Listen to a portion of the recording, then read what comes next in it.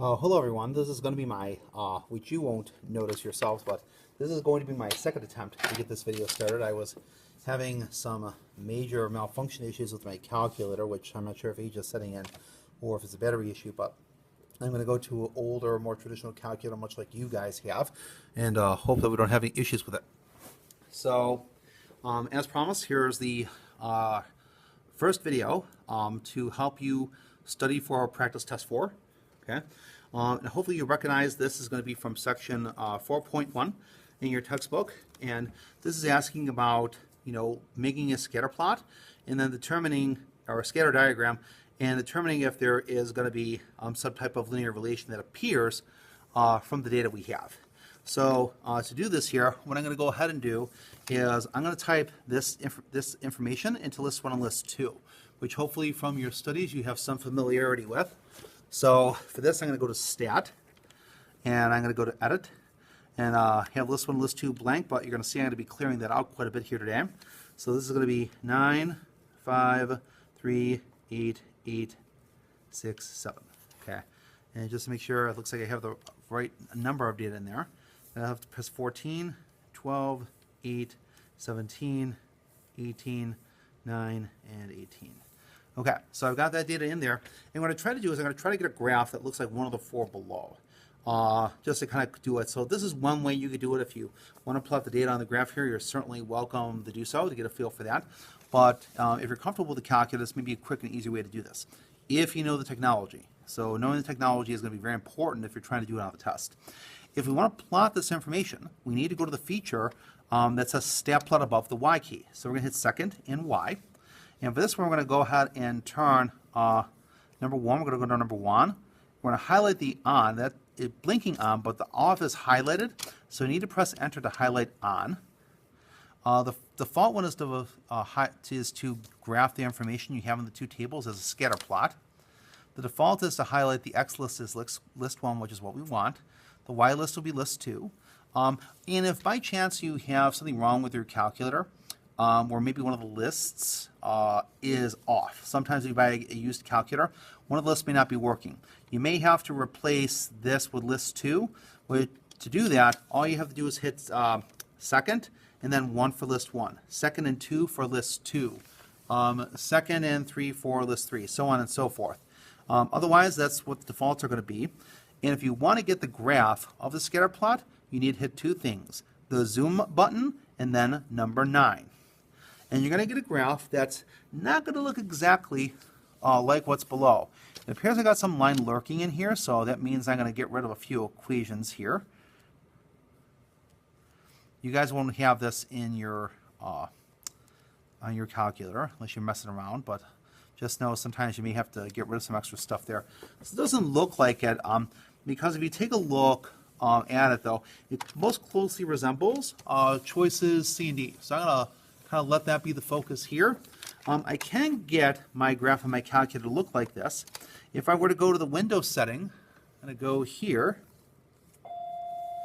and then I'm going to make the X max. I'll make that 20 because that's what it is there. So let's go ahead and hit graph again, and you'll see, yeah, that looks much more closely related to what we have in sections C and D. The only difference between C and D in terms of a graph is one says the variables do not appear to be linearly related, and then choice D is the variables appear to be positively linearly related. So what makes them linearly related?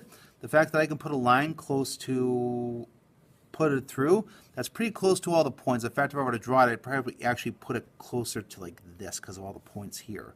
What makes it positive is that the slope of this line is positive because as x is going up, y is increasing. So I would say that this is going to be choice D as the answer key shows. Okay, I've got to flip to the back side now. And there's some writing on this. It's because I had already given the explanation in the previous video I was having some difficulties with. This is one of those you should be able to do by inspection. And in this question it's asking in which scatter diagram is r equal to 0.01. So remember that the correlation is stronger if the correlation or the coefficient or the value of r is either close to +1, which is a perfect positive correlation, or very close to -1, which is a perfect negative linear correlation. So in the case of choices A and B, we would say that since you could put a straight line through all those, that R is either -1 or very close to -1. Same with these points here. But in this case, it would not be -1. The correlation would be +1 because the slope of the line going through this would be a positive slope. So if we have a value of R equal to 0.01, that's like not 1, but it's a 100th, which basically means there's going to be no correlation at all, nothing of any significance whatsoever. So we'd be looking for the graph that would be difficult to put any kind of line through to be close to anything. And I would say that certainly falls under the category of the graph E. Now, just be careful if you have like A up here, don't choose A. Be sure to look at your choices below.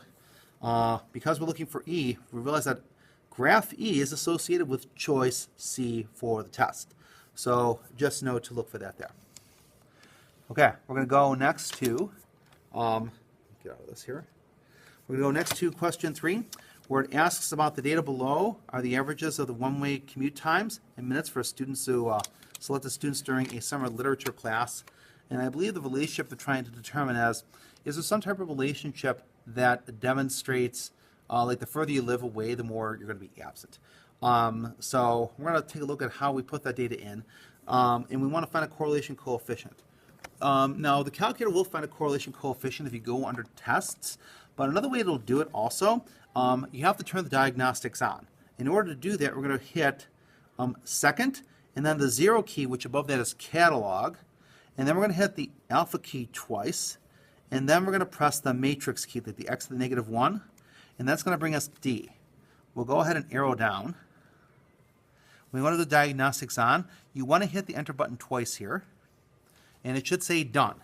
And what that's going to allow you to do is it's going to allow the calculator, under a different function, to come up with a correlation coefficient as well as the coefficient of determination. And I'll show you what this calculator can now do based on that.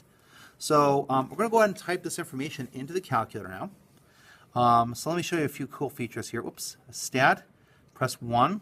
I want to clear these lists out, so what I'm going to do that is I'm going to go to list 1. I'm going to press the clear button. Don't press delete. Hit clear. Now arrow down. I'm going to arrow over to the right, arrow up, highlight list 1. Hit clear, then arrow down again, and that'll clear your lists out now. So now I'm going to type in the information from these two lists here into list 1 and list 2 respectively. So that'd be 70, 83, 15, 15, oops, sorry. Crisscrossing my lists here. 89, 88, 86, 96, 73, 98, 78, oops,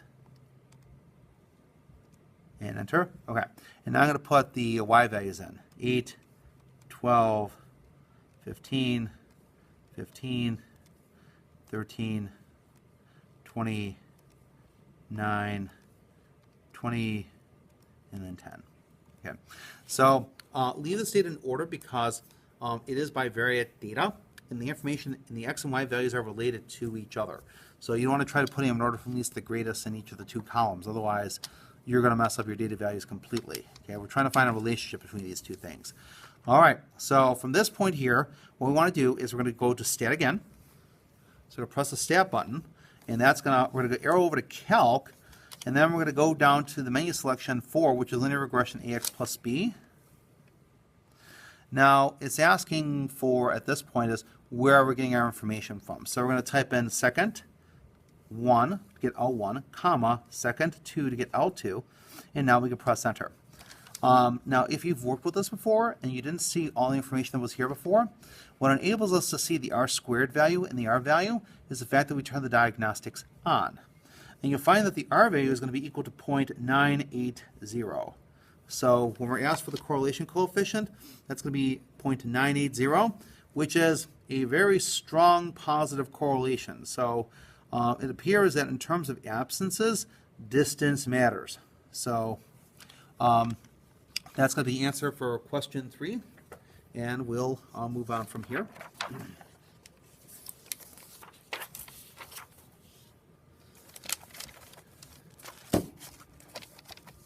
And I'll start 4 in a moment once I print off a chart.